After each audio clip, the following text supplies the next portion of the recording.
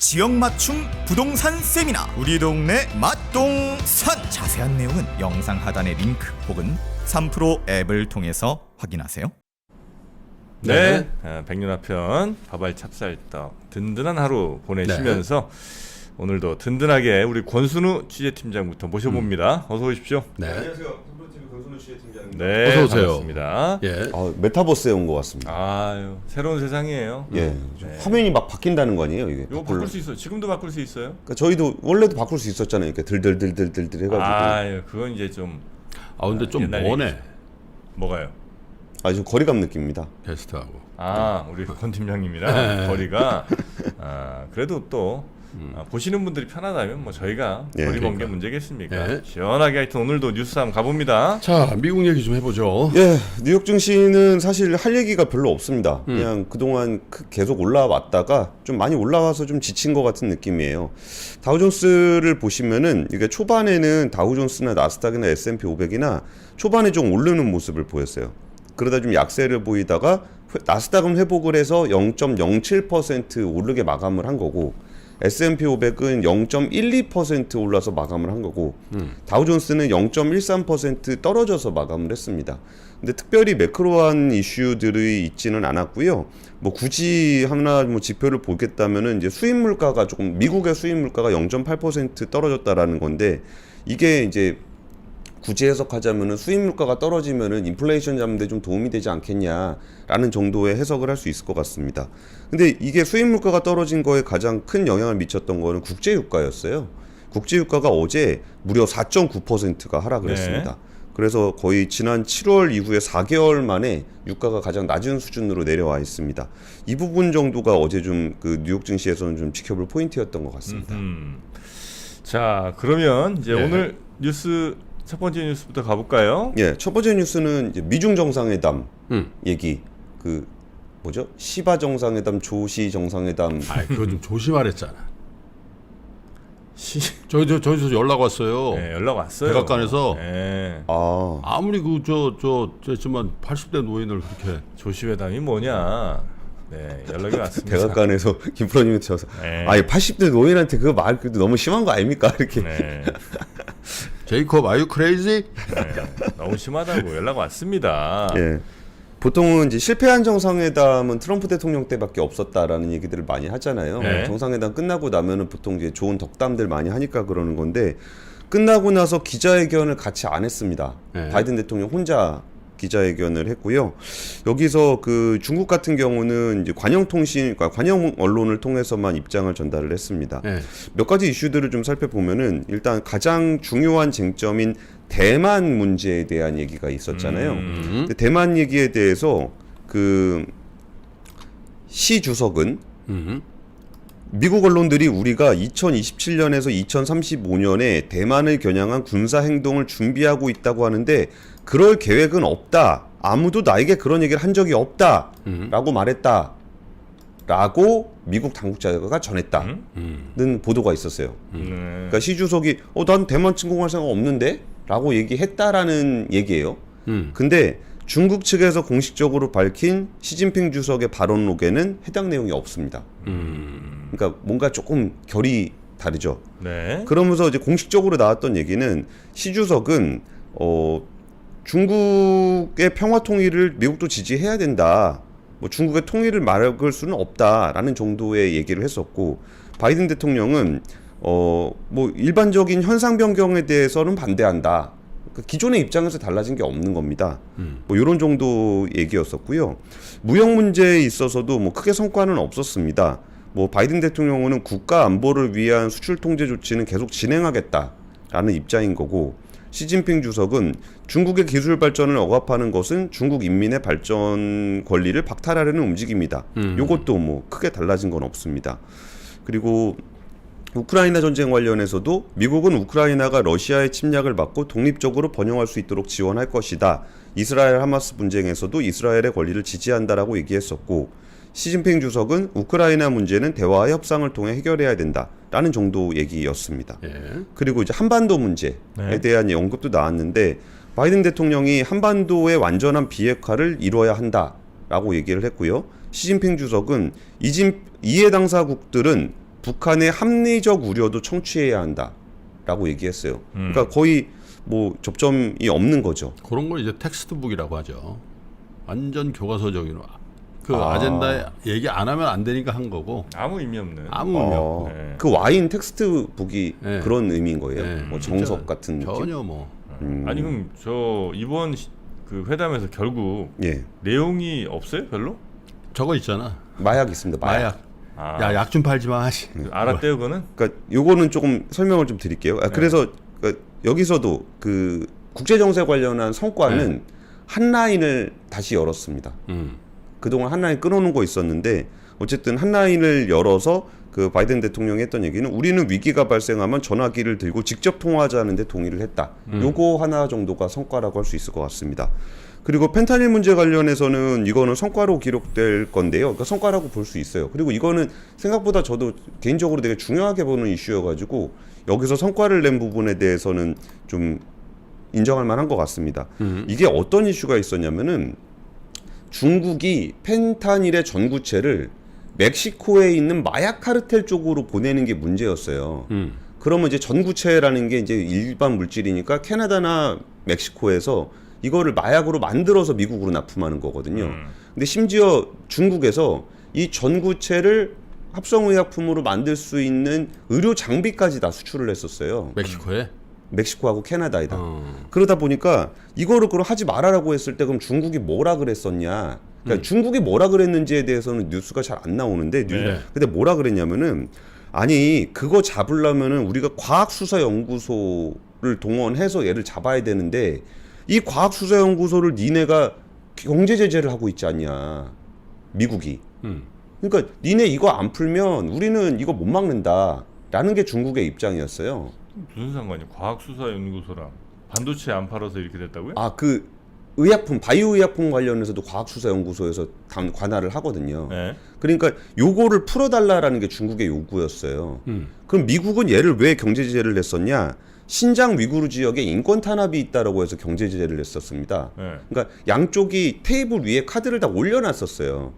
그러니까 중국은 그 과학수사연구소에 대한 제재를 풀어달라는 거였고 미국은 이 펜타닐 관련한 전구체를 못 팔게 해달라는 거였잖아요. 과학수사연구소를 제재하니까 예. 거기서 제대로 수사를 못해서 예, 펜타닐 수출하는 걸 중국이 못 막고 있다고요? 그렇죠.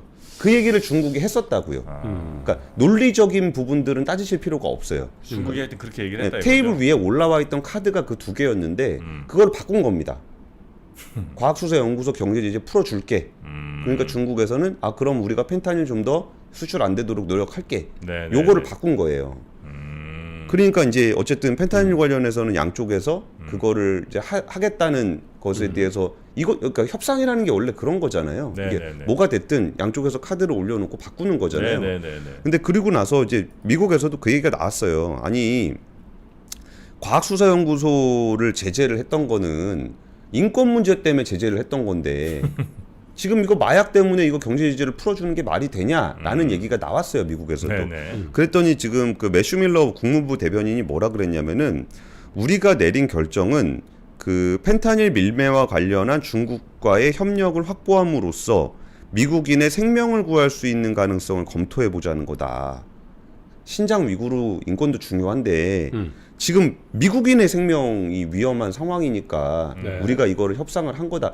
그러니까 어쨌든 협상이라는 거를 뭘 하나 주면 뭘 하나 손해를 볼 수밖에 없잖아요. 그러니까 그런 비판을 무릅쓰고 나서라도 이거를 이제 협상을 하게 된 거예요. 네. 그래서 어쨌든 이 부분에 대해서 거의 뭐 유일한 진전이라 그러면 진전이랄까? 요게 있었고요.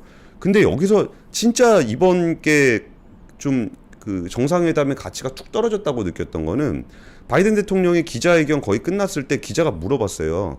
근데 시진핑 주석은 지금도 독재자인가요? 그랬더니 네. 바이든 대통령이 맞잖아 걔.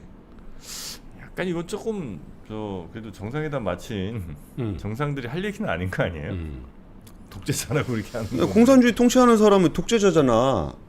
왜 했어 그럼 회담은? 그래서 지금 바이든 대통령이 네.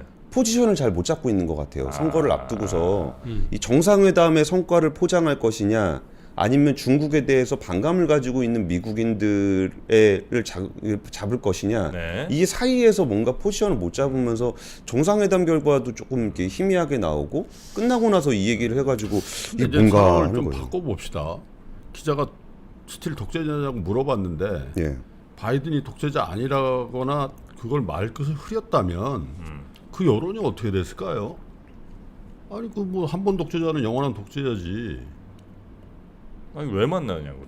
아니 근데 그 기자가 물어봤으니까 그걸 뭐 짜고 친 것도 아닐 텐데 네. 우리나라도 갑자기 뭐 하다가 물어보는 기자들 있잖아. 근데 물어봤는데 그럼 네. 바이든 대통령이 희진아 독재자 이렇게 얘기를 해? 아니 그러니까 뭐 그러면 텍스트북 있잖아요. 네. 오늘 이렇게 정상회담 발표가 있었던 날이라 뭐 네. 그런 것에 대한 답변은 지금은 아니 오늘은 뭐 적절하지 않은 것 앞으로도 같다. 이럴 수도 계속해서 있고. 저 뭐 대화가 필요한 상대다 뭐 이런 정도 하여튼 뭐 외교적으로 외교를 지금 이분 몇십 년을 그러니까 정 했는데 프로님은 외교적인 수사를 잘하시는데 김 프로님은 왜 외교를 못하세요? 아니 그 대답하세요 빨리. 진실을 얘기하는 네. 건데 독재자 맞잖아. 아니 뭐 그 아니라고는 뭐 못하는데. 예, 아니라고는 못하지만 네. 그렇다고 이제 정상회담 끝나고 와서 그렇게 얘기하면 시진핑은 독재자야. 아 그러잖아요. 왕이야 왕. 그 포인트도 못 잡고 있는데 지금 권순우 기자 카메라도 포인트를 못 잡고 있는 것 같아서 아 그래요? 지금 자막에 초점이 맞춰져 있어요. 자막은 선명한데 얼굴은 흐릿하게 나오고 있어. 근데 저는 사실 흐릿하게 나오는 게 더 잘생겨 보이지 잡티 안 않나요? 나오고. 네, 그런 의도가 또 있었죠. 예, 사실 뭐 제 얼굴 보려고 방송 보시는 분이 많지는 않잖아요. 자, 그럼 두 번째 뉴스 가볼까요? 예, 두 번째 뉴스는 약간 희망적인 보도입니다. 맨날 김 프로님이 미스터 공포하니까 저는 네. 미스터 희망, 미스터 호프. 자, 호프 씨. 예, 그 매일경제 보도인데요. 네. 4분기 그러니까 상장사의 4분기 실적 전망 그러니까 영업이익 전망이 전년 대비해서 2.6배다. 영업이익이 예, 그 260%라 164%죠. 퍼센트로 따지면 그 FN 가이드의 전망치를 집계를 한 보도 내용이에요. 근데 그 상장사 258곳의 4분기 영업이익 전망치가 42조 5천억 원으로 전년 동기 대비해서 164% 2.6배가 증가할 것으로 예상된다라는 얘기입니다. 지금 주력 산업인 반도체 디스플레이 조선 업종이 바닥을 찍고 올라갈 것으로 예상이 되기 때문인데요. 여기에 더해서 국제 유가가 좀 어느 정도 작년에 비해서 많이 올라와 있는 상황이기 때문에 네. 정유업계의 실적도 개선될 거다라는 관측입니다. 네. 그러니까 일단 삼성전자의 영업이익은 전분기 대비해서 43.2% 늘어난 3조 4,800억 정도를 기록할 전망입니다. 사실 반도체의 이익치가 조금 더 4분기에 올라올 거다라는 거는 우리가 이제 충분히 좀 기대할 수 있는 그런 부분인 것 같고요. LG 디스플레이 같은 경우에도 지난 3분기에 6,600억 정도 영업 손실을 냈는데 4분기에는 한 892억 정도 흑자 전환할 것으로 예상이 되고 있다고 합니다. 그리고 조선업 같은 경우에는 분기별로 계속적으로 실적 개선세가 나타나고 있는데요. 네. 그 3분기에는 690억 원 영업이익에서 4분기에는 182% 증가한 1,900억. 그 690억에서 1,900억으로 영업이익이 증가할 거다라는 거예요. 근데 이 전망치도 크게 벗어나진 않을, 그러니까 영업이 개선될 가능성이 굉장히 높은 게 이전까지 해서 그 우리가 코로나19 거치면서 2021년 21년 초반에 저가 수주 받은 물량들이 지금 실적으로 잡히는 게 거의 마무리가 되고 있어요. 그러니까 그 뒤로 들어온 거는 저가 수주한 게 아니기 때문에 이익치는 계속적으로 늘어날 가능성이 좀 있습니다. 물론 조선업 같은 경우는 그 수주 상황하고 영업이익 상황이 좀 괴리가 좀 있긴 있어서 예전에 저가 수주했던 게 지금 이익이 나오면서 이익 개선세가 네. 나타날 거라고 보고 있고요. 그 유가로 인해서 지난해 4분기에 1,600억 손실봤던 S-오일 같은 경우도 올해는 한 4천억 정도 플러스가 나올 것이다 라고 전망을 하고 있어요.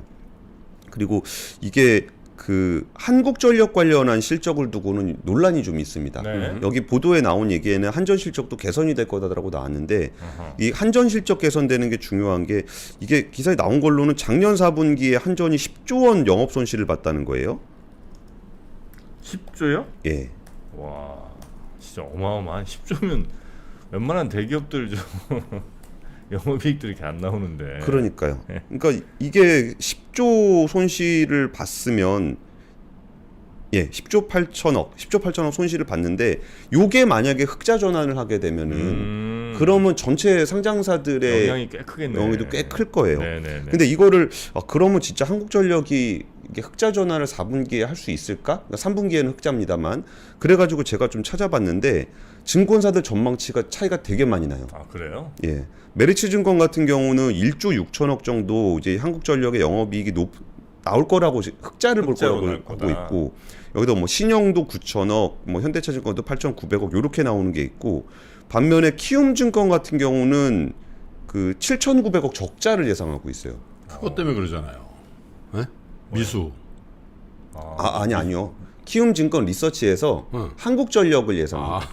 난 요즘에 키움증권 딱 그러면 키움증권이 거의 적자가 없는 형님 회사는. 정신 바짝 예. 차리셔야 돼요. 예. 형님. 그거 아니랍니다.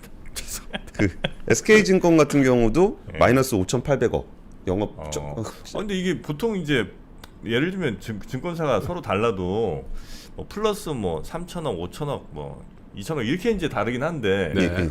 플러스 마이너스 이렇게 확 벌어지기도 해요? 나 그런 전망은 잘 못 본 것 같은데. 그러니까 이 부분을 네. 그러니까 좀 긍정적으로 보는 쪽에서는 그 에너지 가격이 떨어지고 있다. 네, 네. 그러니까 원가가 낮아지는 거잖아요. 그렇죠. 예. 근데 예. 이번에 전기요금, 산업용 전기요금 인상한 게 좀 있으니까 예. 요거 그러니까 위로는 올라가고 밑에는 맞고 예. 그래가지고 이게 흑자가 날 거라는 거고 좀 그 적자를 예상하는 쪽에서는 그 국제 유가가 6월을 지점으로 9월까지 이게 반등을 했는데 여기서 LNG 가격이나 이런 것들은 후행을 하면서 이렇게 올라가더라. 그러니까 4분기에 에너지 가격이 올라가서 원가가 올라가기 때문에 네. 그 정도 그 전력요금 인상한 거 가지고는 적자가 날 것이다라고 지금 예상을 하고 있는 그럼 거예요. 어디가 실력 있는지 이건 바로 저 판단 나오겠네, 그죠?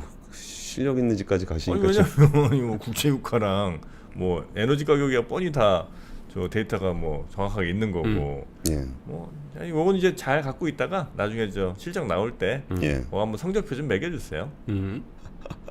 너무 잔인하지 않습니까? 네, 우리 잔인하게 갑니다.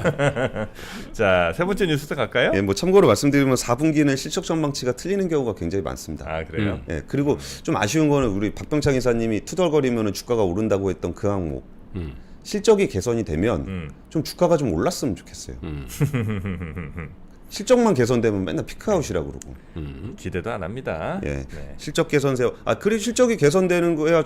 그거 주가가 올라야 투자하는 입장에서도 내가 열심히 산업 공부를 해서 기업의 어떤 이익이 기업의 성장을 바라보면서 투자를 해야 되겠다라는 생각을 하게 되고 네. 그래야 좀 더 이렇게 좀 그 시장의 어떤 테마주라든지 아니면 작전주라든지 이런 거를 하기보다는 좀 더 그 우량한 회사들에 투자를 하게 되는 거잖아요. 네. 그래서 좀 이번에 좀 실적 전망치, 그러니까 실적이 좀 주가도 실적을 잘 반영을 했으면 좋겠습니다. 그러니까 애널리스트들 탓할 게 아니라 한전을 상장 폐지를 하면 된다니까.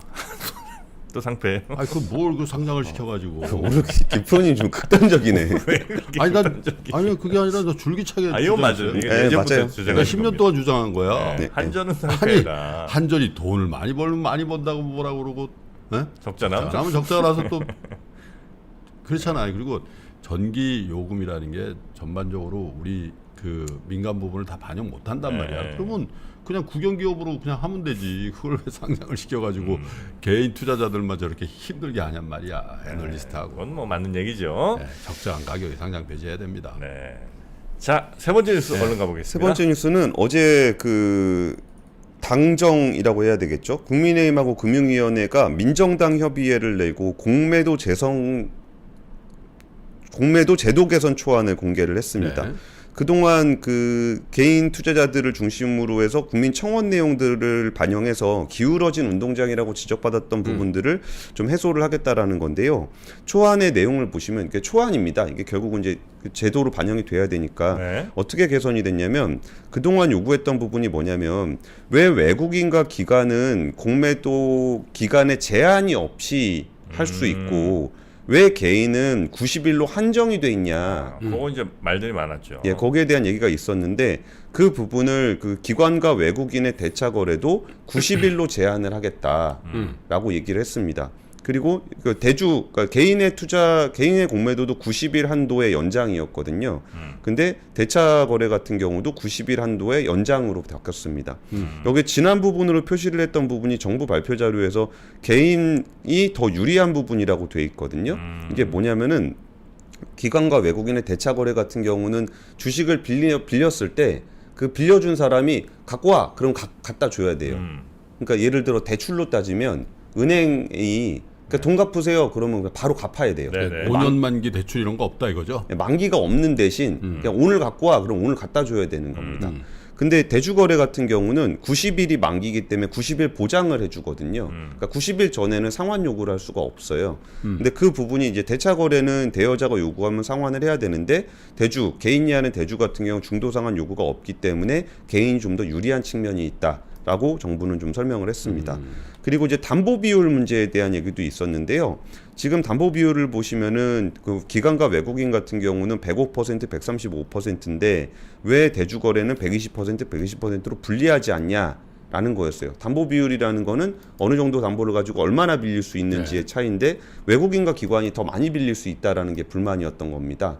그래서 이 부분에 대해서 좀 개선을 좀 했습니다. 그래서 외국인과 기관의 담보 비율도 낮추는 걸로 네. 그렇게 개선을 그러니까 대주거래 저 담보 비율을 낮추는 걸로.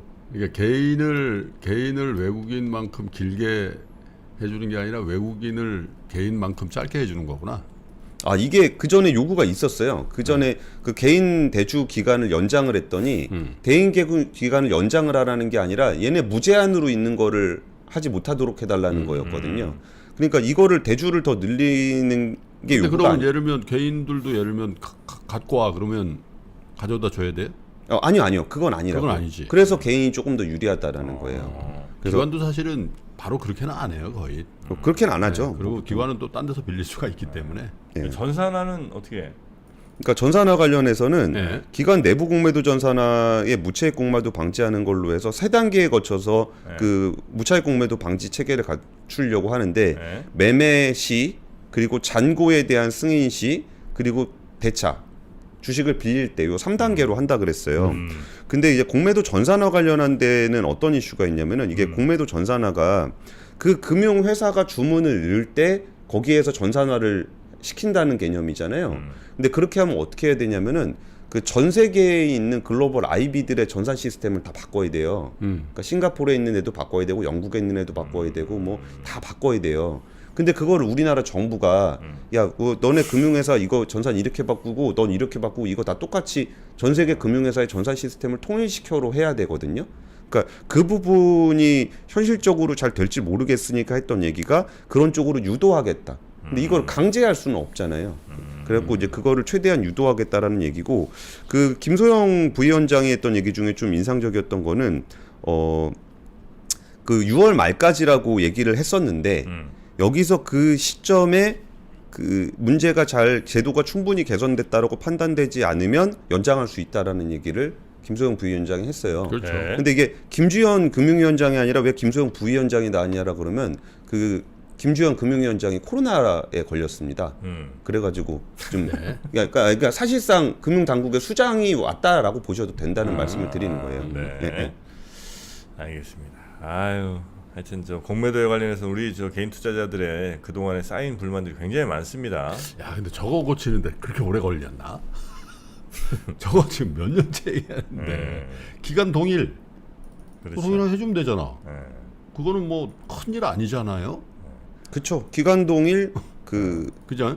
저기 담보 비율 네. 동일. 응. 예. 전사는 뭐 그런 일이 있으면은 뭐 다른 방법을 찾아보더라도. 개인은 그리고 저 똑같이 해줘도 개인은 비중이 굉장히 낮잖아요. 1%나 되나? 잘 안 빌려주더라고. 그러니까 그러니까 개인에 대한 거를 좀 계속 늘렸는데 그래도 비율이 잘 안 늘어나니까 그러면 이제 기관 외국인에 대해서 규제를 좀 해달라고 했던 거예요. 네. 예.